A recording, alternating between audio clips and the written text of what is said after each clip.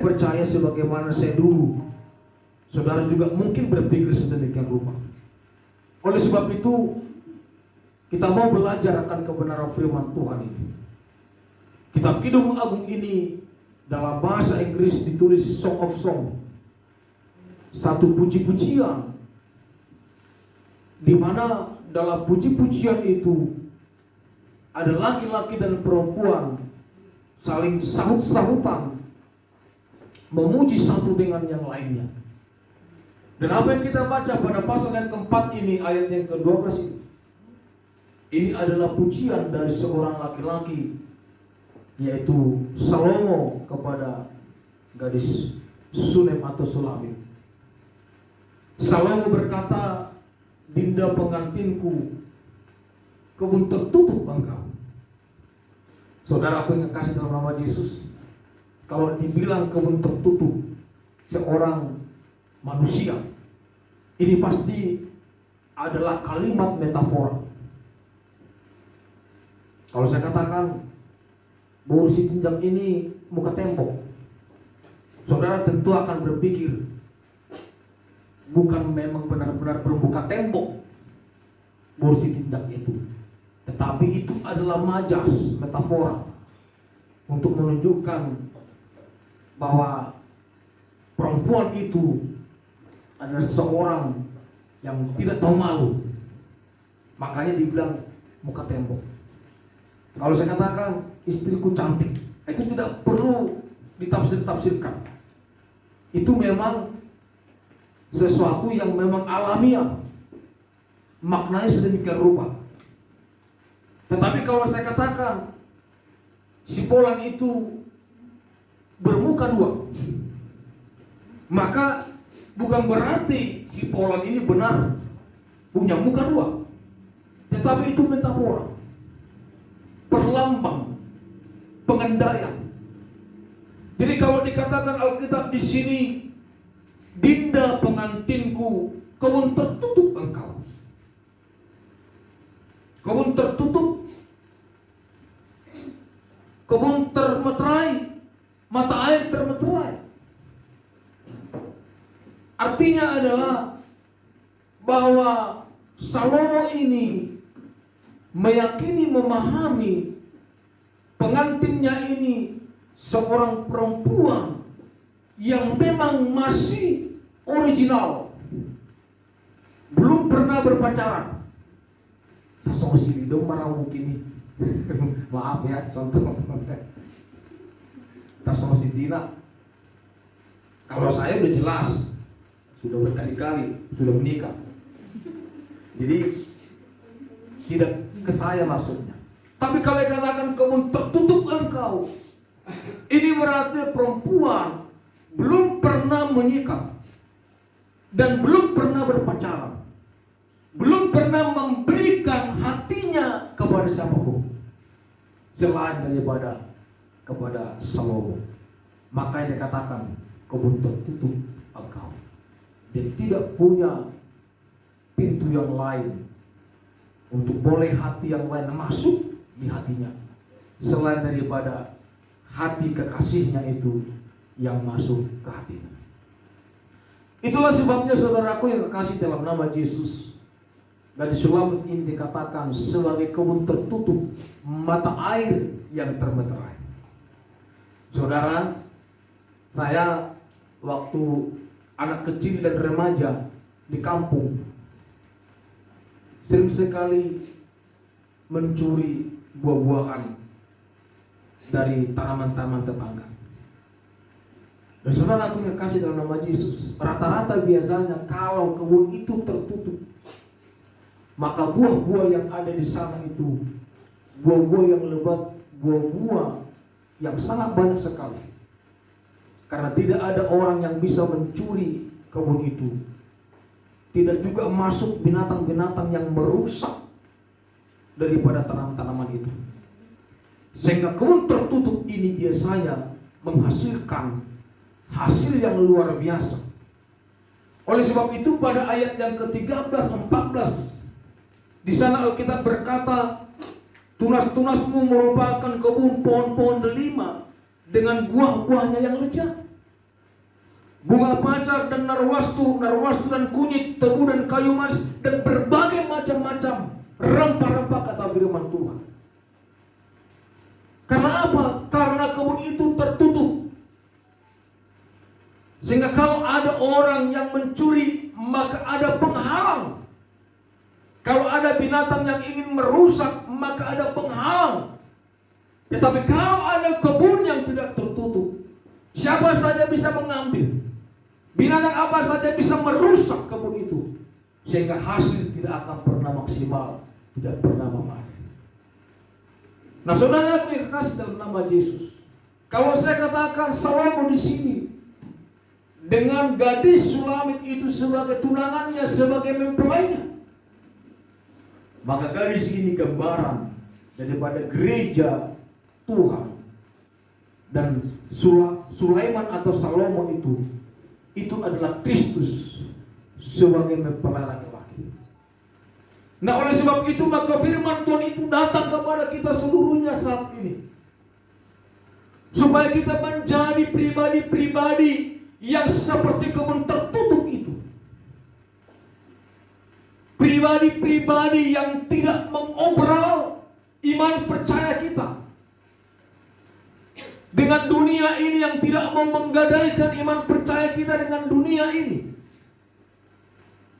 Tetapi hati kita menjadi kebun tertutup, tempat isian dari Kristus saja. Tidak ada pribadi yang lain, tidak ada ilah lain, tidak ada dewa lain, tidak ada kebenaran lain yang bisa mengisi hati kita selain daripada iman kepada Kristus Yesus. Walaupun dunia ini mungkin mencoba mempengaruhi saudara, ingin mendoktrinasi saudara, ingin memasukkan paham-pahamnya di hati saudara, supaya dunia ini bercokol di hatimu, memiliki tempat di hatimu, bahkan menjadi satu sumber di hatimu yang lebih besar dari apapun. Alkitab berkata, orang percaya itu harus menjadi kebun tertutup yang hanya tempat Kristus bernaung di hati kita. Saudaraku, saya tidak bisa menampik kita ada tinggal di dunia ini. Kita berdiam di dunia ini. Tetapi jangan sampai kau berikan hatimu untuk dunia ini. Amin. Jangan sampai kau berikan hatimu, kau jual dirimu, engkau obral kepada dunia ini. Jangan. Cukup Kristus yang ada di hatimu. Tidak ada yang lain. Nah, kalau saudaraku yang kasih dalam nama Yesus, saya terbayang dengan kehidupan Sadrak, Mesak, dan Abednego dan Daniel. Coba kita baca Daniel pasal yang pertama ayat yang ke-8. Coba ditampilkan di layar Daniel pasal yang pertama ayat ke-8. Bagaimana Sadrak, Mesak, dan Abednego dan Daniel. Coba ditampilkan. Ini kalau sudah tidak punya kacamata lagi. Daniel pasal 1 ayat 8. Kalau sudah menemukan coba dibaca. Kalau sudah ada yang menemukan coba dibaca. Daniel pasal 1 ayat 8. Ayo. Daniel 1 ayat 8. Daniel berketetapan untuk tidak menajiskan dirinya dengan santapan raja dan dengan anggur yang biasa diminum raja. Dimintanyalah kepada pemimpin pegawai istana itu supaya ia tak usah menajiskan dirinya. Oke, dalam bahasa Inggris King James Version, but Daniel purpose in his heart that he would not defile himself. Defile di sini dalam terjemahan bebasnya, dalam terjemahan hurufiahnya adalah parade, upacara keagamaan. Jadi Daniel berkata dia tidak mau menajiskan dirinya dengan makanan. Nah, kata makanan di sini bukan hanya sekedar makanan ini, apakah daging, apakah lauk, Apakah telur? Tidak. Tetapi kenapa ia tidak mau menjama? Jangankan memakan, mengkonsumsi makanan ini.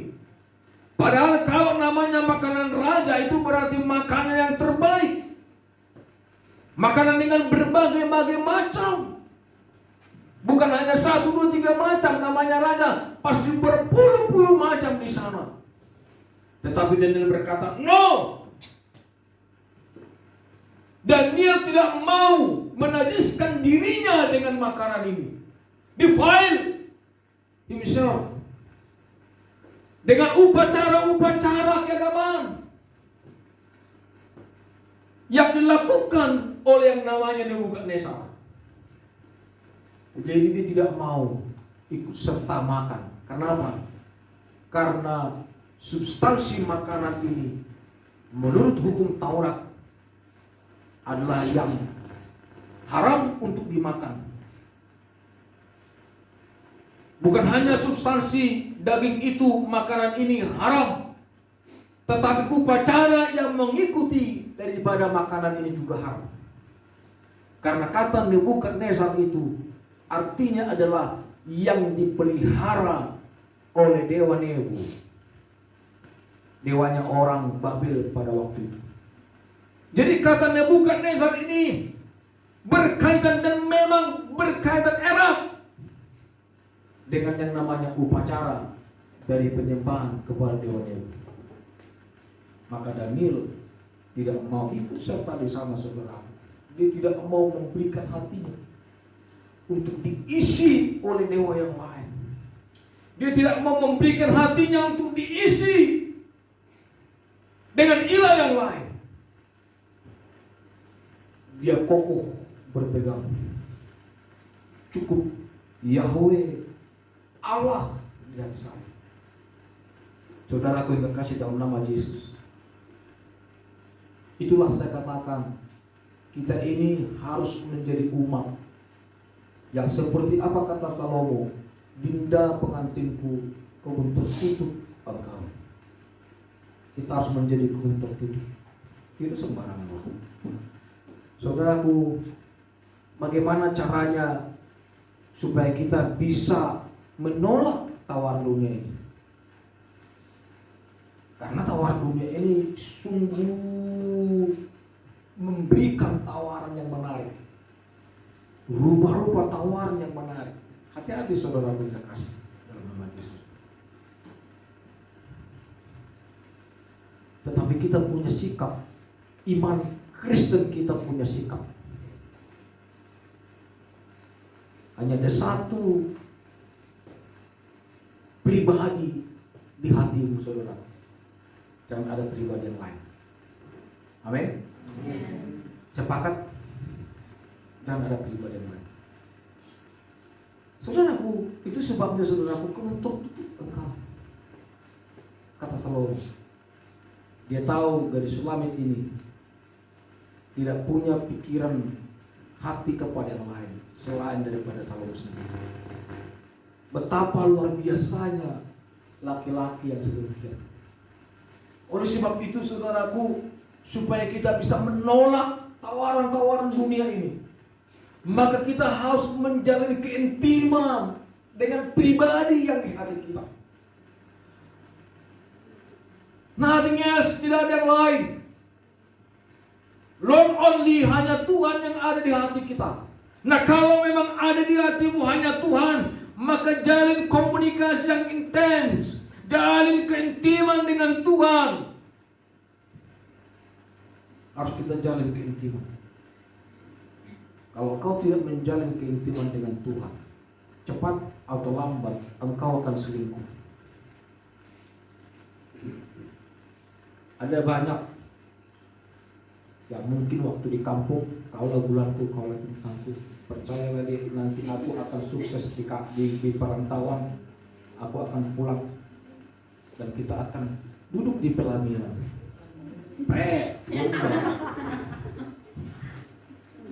Paling sekali 2 kali sih, aku dia bisa makan sayangku. Sama, aku dia bisa makan.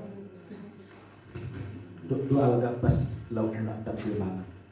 Coba kalau juga daging rendang, mungkin Om udah jauh. Kali sekali, 2 kali, 3 kali, 4 kali, 5 kali. Kalau sudah lama tidak berkomunikasi, tidak lagi berhubungan, tidak lagi berkomunikasi, percaya deh, 3-4 tahun kemudian datang sudah punya anak, datang sudah punya istri, datang siapa ya? Saya bang, aku capek-capek menunggumu. Oh, maaf ya, kagak kenal lagi. Makanya saudaraku, kalau kau sudah mulai tidak menjalin keintiman dengan pasanganmu, percaya berarti sudah ada hal-hal perselingkuhan yang ada di hatimu. Ya, istri saya sudah tutup tuh, kena saya. Bukan berarti sekarang berselingkuh, enggak. Mau sepak do, balik.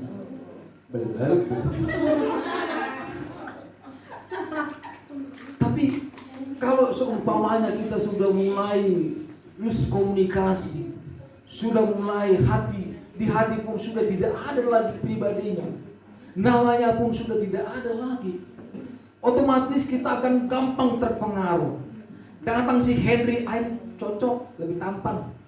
Datang si Johnny, oh ini lebih cocok, punya uang banyak.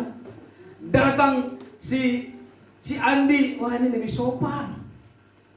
Sudah mulai lupa kekasih yang dulu, sudah mulai lupa. Oleh sebab itu saudara, kalau kau memiliki Kristus,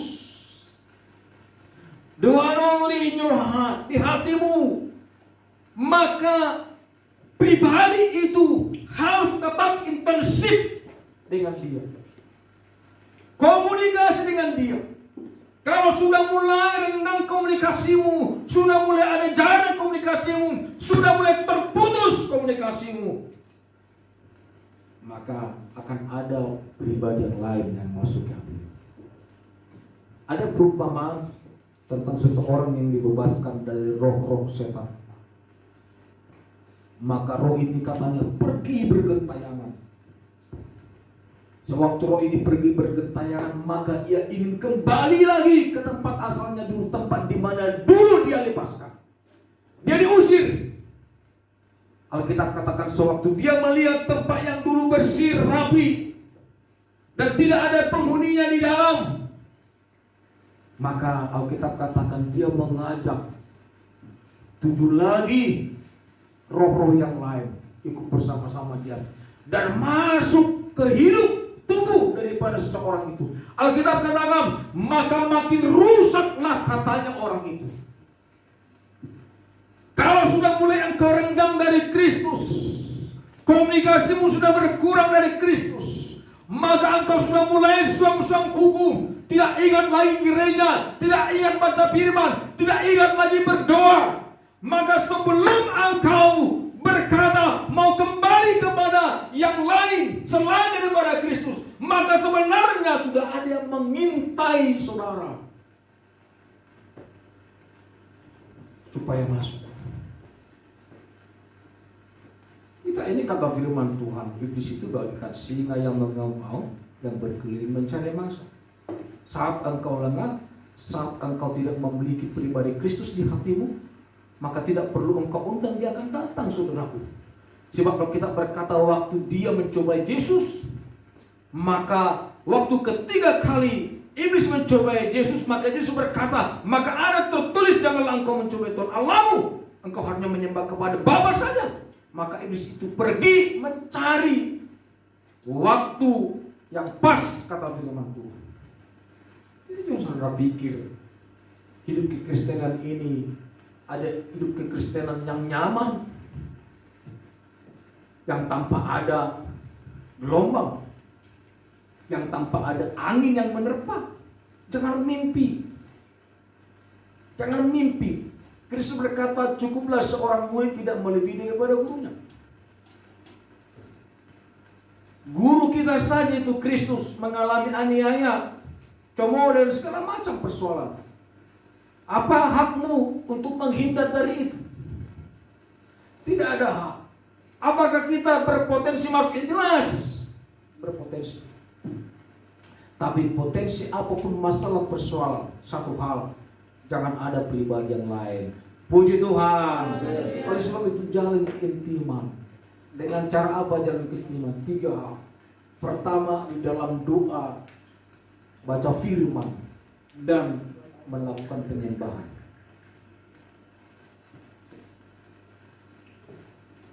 Waktu kami dulu, apa itu istilahnya LDR ya, berpacaran dalam jarak waktu yang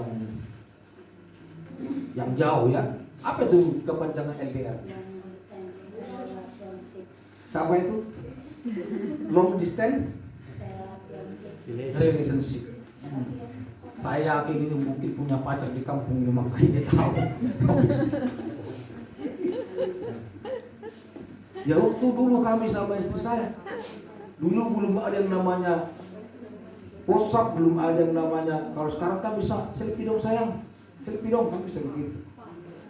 Coba saya lihat dulu bibirmu yang mungil itu, selfie dong, kan ada yang dulu begini itu. Dulu nggak ada, makanya cukup di hati pegang suratnya, barenong begini. Dia begitu. Dan saudara tahu sampai sekarang surat-surat saya masih disimpan istri saya. Benar-benar dibuat dalam clip holder 1. Dan itulah alatnya terus. Lihat ini tulisan bapakmu nih sama aku nih. Dibaca peraturan lah, sayangku, kekasihku, di mana kau? Malunya minta ampun.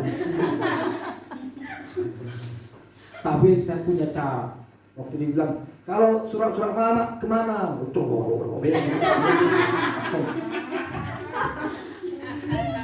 Padahal sebenarnya karena dulu Jakarta Cengkareng banjir, jadi semua kerendam, termasuk foto-foto juga kerendam.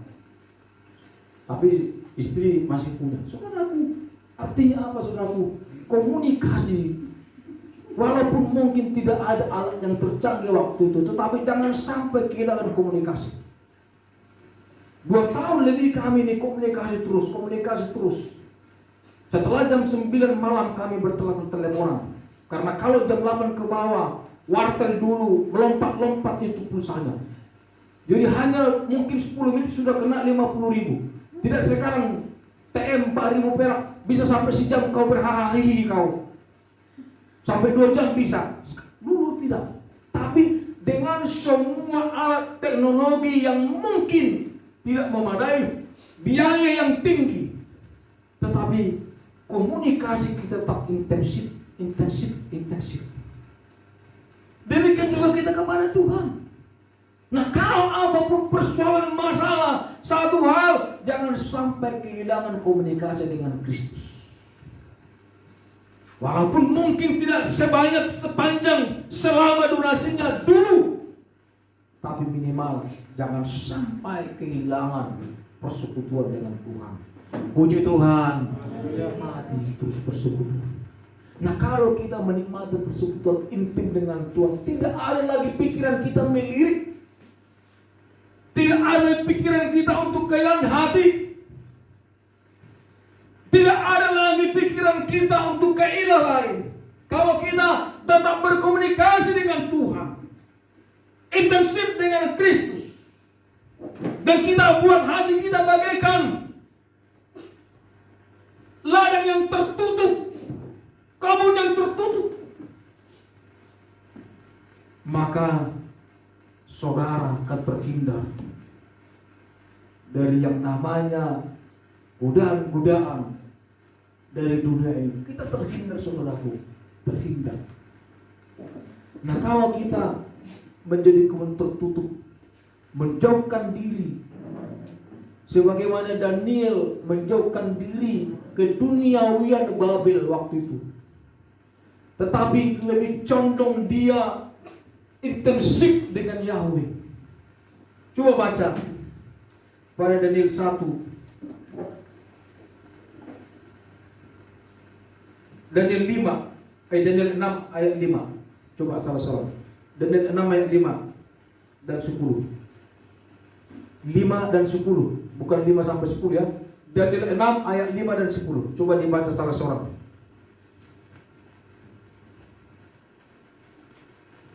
Sudah menemukan?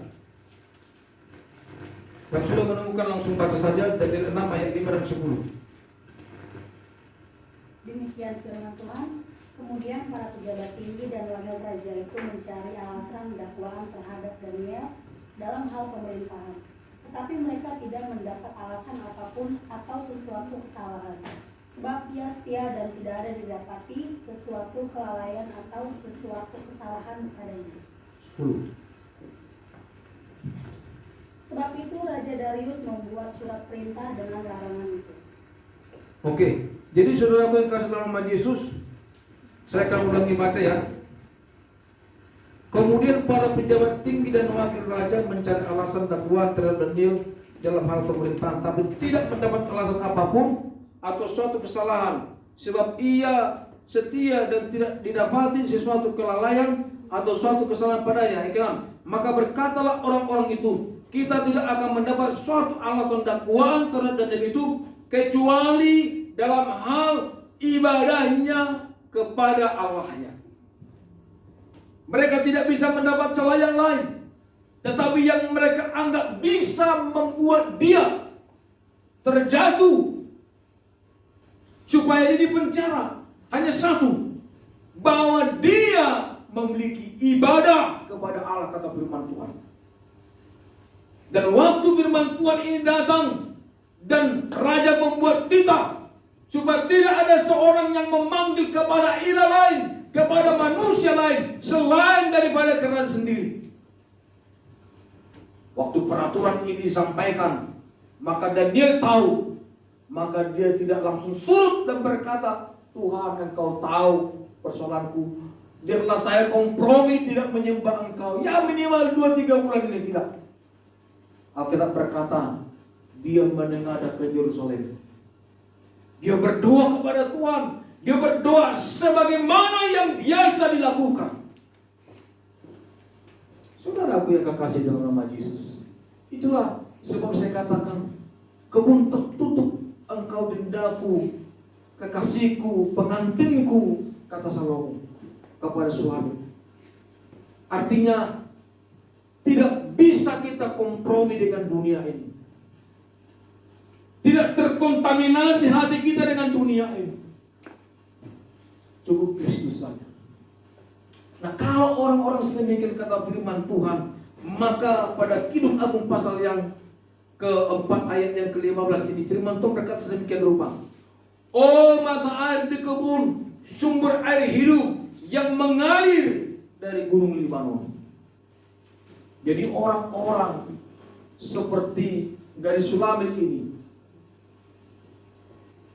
yang tidak membuat dirinya tercemar dengan yang lain, tetapi yang konsisten, cukup Kristus di hatinya, maka orang ini, saudaraku, akan berbuah dengan lebat.